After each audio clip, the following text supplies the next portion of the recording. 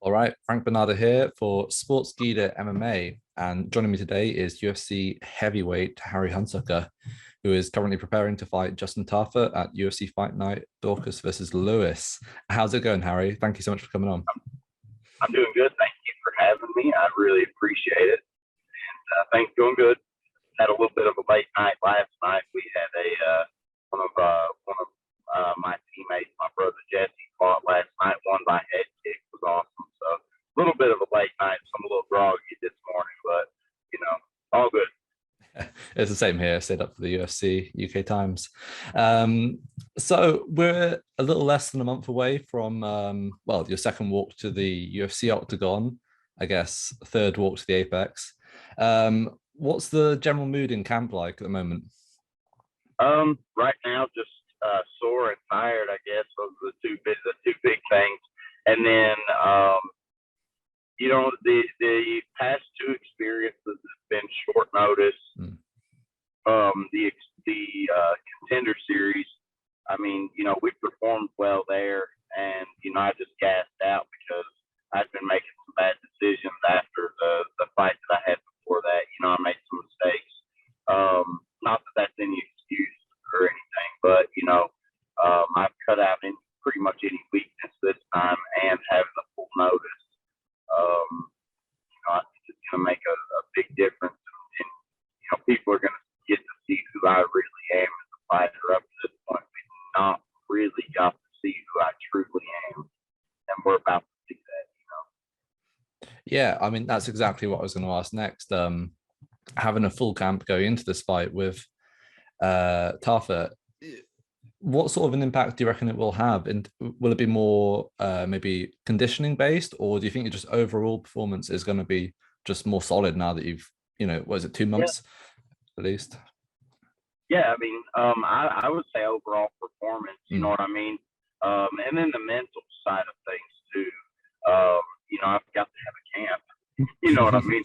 It's hard to go from fighting on the regional level to fighting on the biggest stage in the world on 4 days notice. And both of my fights, the contender series and the Bam Bam Tui Boston fight were both 4 days notice. And it's hard to prepare for jumping from that regional scene up to the UFC level on that short of notice. You know what I mean?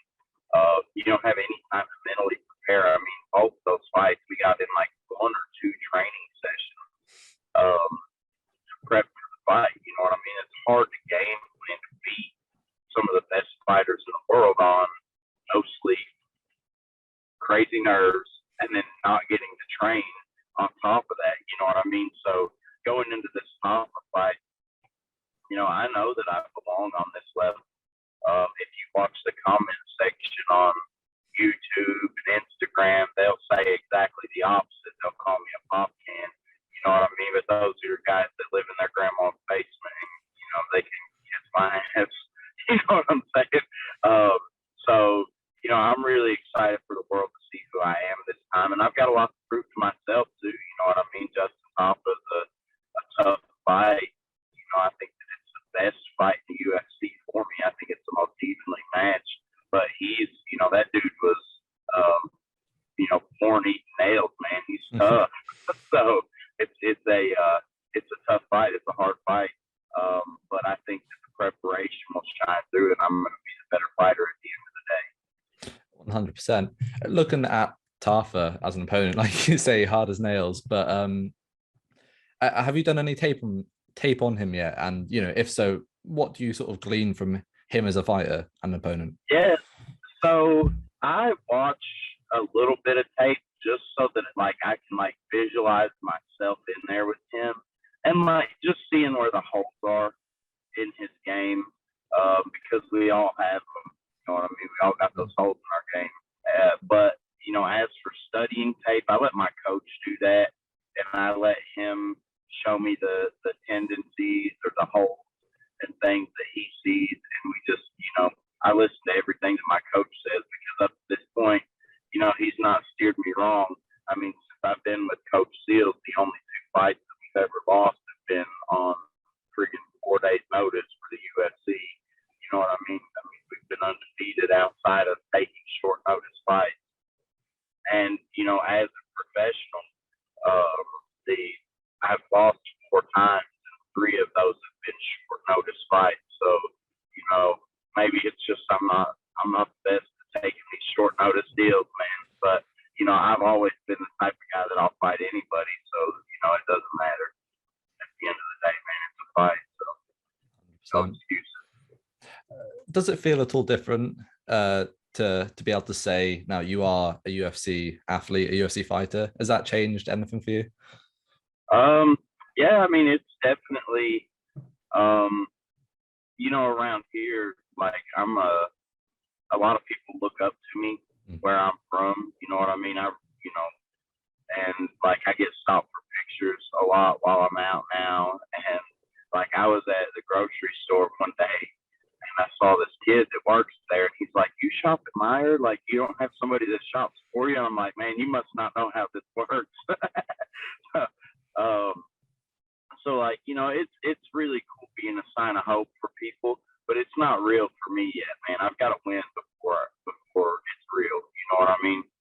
Because I don't want to be one of these guys that comes in and loses all these fights and, you know, still made it there but didn't get it done, man. Like, I have to win at this level, or I'm not going to be satisfied. You know what I mean? And you know, we get the first jump on that December 18th. You know what I mean? I've been calling this my real UFC debut. You know what I mean? Like, I really, you know, I get my fair shot this time. You know what I mean? I'm not a last minute replacement. Yeah, of course. I think that's completely fair enough. As your record has sort of shown previously, you know, you've got a reputation for early finishes, first round stoppages. I mean, that's all of your professional record so far. Do you envision this fight with Tafa going a similar way, or are you looking at maybe dragging it out a bit? You know, man, I'm not a decision fighter. You know what I mean? I've never been to a decision, and I don't plan on going there. You know, I fight for finishes. You know what I mean? And you know, if it goes to a decision, then that so be it. But I'm not the type of guy to try to get out there and point fight for 3 rounds. You know, and you know, I've got a lot of questions about, you know, going later into fights. And I'm like, you know, my past outside of, you know, the 2 fights for the UFC, my past 3-4 fights have been title fights that were scheduled for 5-minute rounds. I put in a lot of damn rounds in the gym. You know what I mean? So, I mean, I'm ready for, you know, I'm always ready for, you know, 5 rounds all the time, easy. You know what I mean? Now, obviously, with the nerves on top of that and the adrenaline from actually being in the fight, it changes everybody's cardio. You know what I mean? But I've been ready for 5 rounds every fight that I've ever been in. You know what I mean? So if it goes late, I'll be ready. Yeah. Well, I was going to say, if you look at sort of Tafa's record, he was very similar prior to his UFC debut. A lot of early finishes, comes to the UFC, and his last 2 fights, he's come up short. They've both been 3-round decisions. So there probably is some level of acclimatization to this higher level because people are just better at not getting knocked out. Have you started implementing stuff into your training? I mean, I guess you've already said, you know, you're ready to go 5 rounds, but to compete against, you know, this step up of opposition, are there any major changes or adjustments, I suppose, that you've implemented so far? The biggest thing has been the mental side of things. You know what I mean? Because it's a heavy thing to be fighting on this level, and anybody that says it's not is a liar. You know what I mean? Or they're a little bit more bulletproof than me, I guess. You know what I mean? So the big thing that we've done is we've done a lot of visualization because the training has always been there. You know what I mean? You know, I made some poor decisions outside of training and mainly based for me in alcohol consumption. You know what I mean? So I quit drinking like 6 months ago. And like I had one victory beer with my boy last night for getting the win, but like I mean I've not drank any alcohol, and that has been the biggest change for me because that stuff is poisonous for us athletes, man. And I was letting it ruin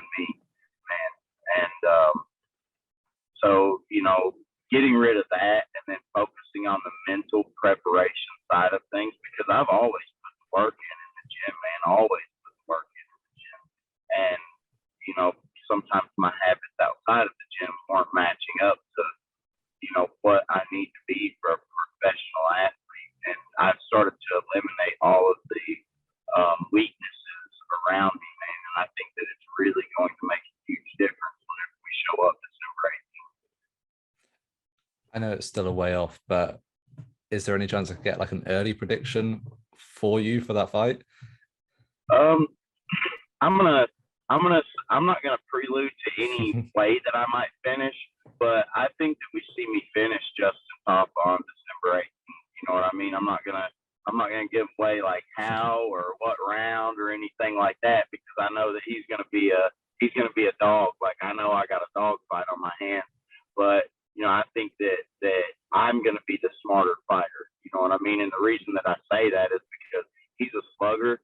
He's got great boxing. He's got great clinch fighting.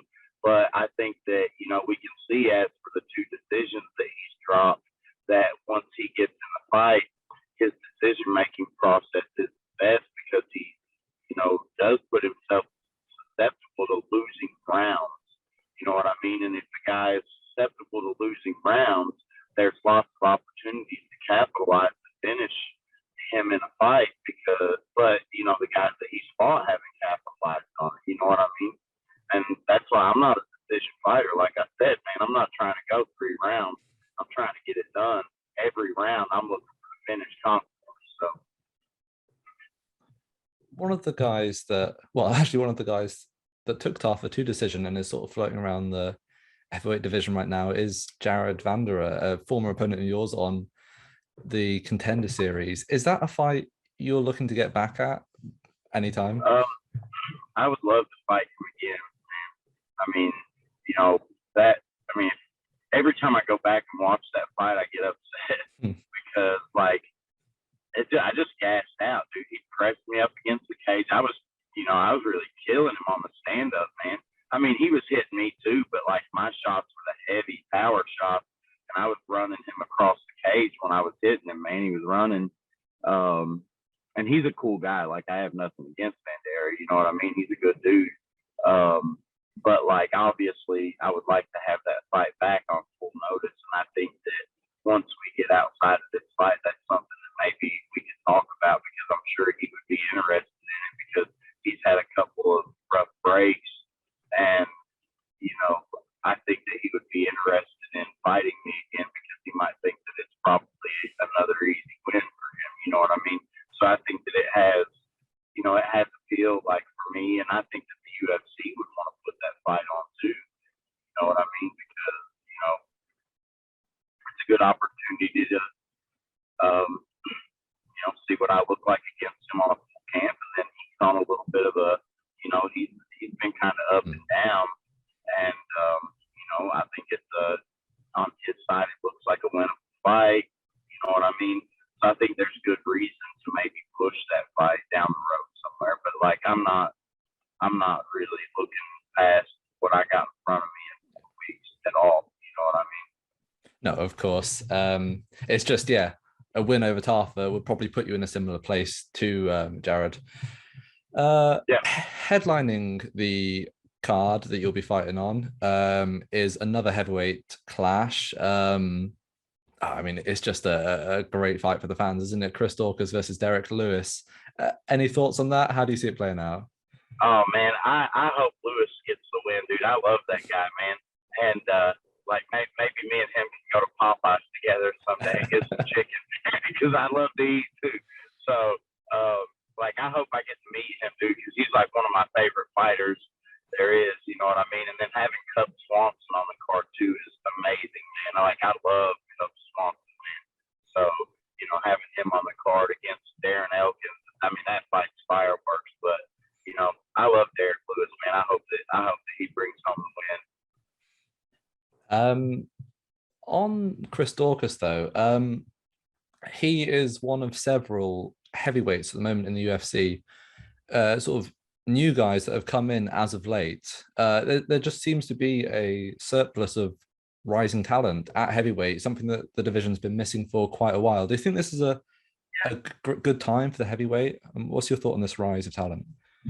I think it's wide open right now, man. I think that, we're seeing the next generation of heavyweights, man, because, the heroes and the legends are starting to age out, man. I mean, you got a lot of the guys that like I grew up like really watching as heavyweights, man, and looking up to as my heroes. They're starting to age out, man.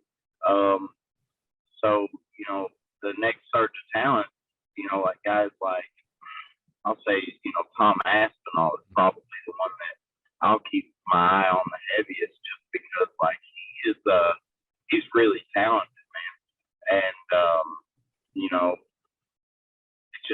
it was time, man. Like, in the other divisions, there's so much availability of fighters in the lower divisions that like we're constantly having a stream of crazy talent coming in the door in all the other divisions.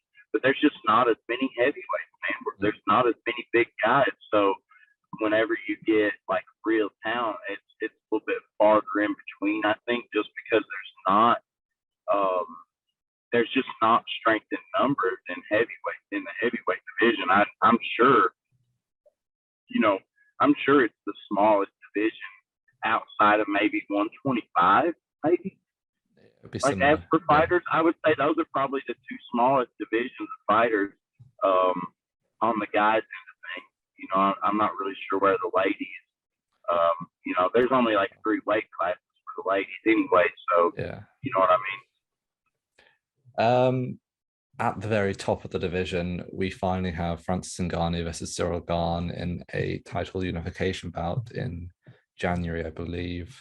That's such a interesting match. There's narratives and just the style clash itself. Can I get your thoughts on that one and maybe an early prediction how it plays out? So I'm almost kind of skewed now in my thoughts on them, because like I've actually got to meet and hang out with Francis a little bit. Like whenever I was at the PI, like he's like right next to me, and like he's just a super nice person. He's a very unique guy too. Like I think he's probably one of the more unique characters that I've met in my life. He was a really cool guy. And then once I went to Extreme too, and I got on the mat with him over there at Extreme, man, and he's like, I see like him hitting people and them go flying. You know what I mean? So he's a mountain of a man. So like I would like to see him win, just because I feel like closer to him now because I've been around him a little bit. But he's got his hands full with Gane, man. Gane is a very, very well-rounded fighter, and he has a very intelligent fight game. You know what I mean? He has a very high fight IQ. So like whenever you're talking athleticism and just pure ability, I would give it to Francis. But when you're talking results and fight IQ, I would almost say Gane. You know what I mean? So that's a hard fight to call. And plus, knowing that they trained together, they were sparring partners, like that's an exciting fight for me. You know what I mean? And I can't wait to see it. You both. But that's all I've got for you today, Harry. Thank you so much for coming on. I do really appreciate it. If there are any shout outs or social media plugs you'd like to give, the floor is yours. Yeah, for sure. So I want to give my gym a shout out, Elite Martial Arts. Definitely thankful for everything that Elite has brought to me. I've been there for 12 years. I run the schools for our owner, Master Schneider. He's my brother. He's my family. Lexington Jiu-Jitsu and Fitness, my coach Mike Seals, my manager Pat Wilson with Rise Sports Management, and then all my training partners with the Fighters Group, Trent Knott, Jesse Cantrell, all my guys that are in the cut with me, helping me get ready for these fights, and then all of my sponsors, all the people that support me financially and have made my camp possible. We've gone through, a lot of training expense getting ready for this one, man, and we're still a month out, and it's been a wild ride, so I couldn't do any of this without them. And then, my family, my wife, and my kids, man, my wife, I put her through the ringer with this stuff, you know what I mean? And, like, she never says no, so Awesome.